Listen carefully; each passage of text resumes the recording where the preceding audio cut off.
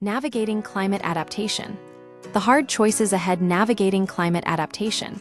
The hard choices ahead. Climate change is intensifying, bringing more frequent and severe heat waves, floods, storms, and droughts that threaten communities worldwide. As these impacts grow, societies must adapt, but resources are limited, and not everyone can afford protection or is willing to accept high risks. In her book Sink or Swim, Susanna Fisher argues that we must confront difficult decisions about adaptation, including where to live, how to manage migration, and how to reshape global food systems to ensure resilience and enough food for a growing population. The upcoming COP30 conference in Brazil will focus on mobilizing finance to help low-income countries reduce emissions and adapt to climate impacts.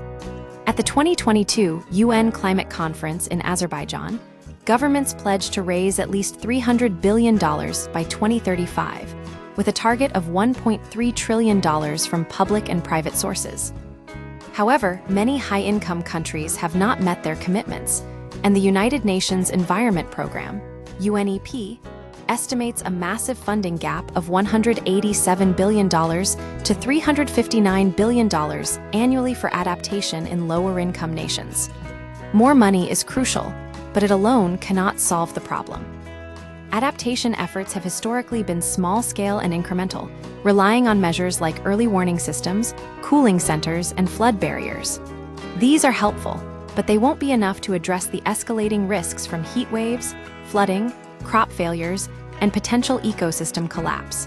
We must tackle the tough questions that lie ahead. One of the most challenging decisions will be relocating communities from low-lying coastal areas. While planned relocations have occurred in countries like China, Fiji, India, Japan, the Philippines, and the US, the process is complex and often meets resistance. For example, residents in Wales recently learned that future maintenance of their town's sea defenses was uncertain, highlighting the risks faced by many coastal communities across the UK and beyond. Governments will need to decide which areas to protect and which to allow retreat, ensuring meaningful community consultation and support for those forced to relocate. Another critical choice involves balancing diversity and productivity in the food system.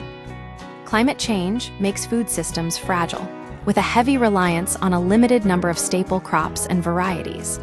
A more diverse system with built-in redundancy would be more resilient, but achieving this requires trade-offs with efficiency and productivity. Governments must invest in diverse food varieties, support local food systems, and establish broader trade relationships, even though these actions may increase short-term costs. Addressing these difficult decisions, along with challenges in migration, water use, and biodiversity, requires significant public and private investment, as well as compromises and short-term political costs. Ignoring these hard choices risks trapping us in the escalating chaos of the climate crisis. As Susanna Fisher concludes in Sink or Swim, the world must confront these challenges head-on to adapt to a changing climate. The time to make tough decisions is now.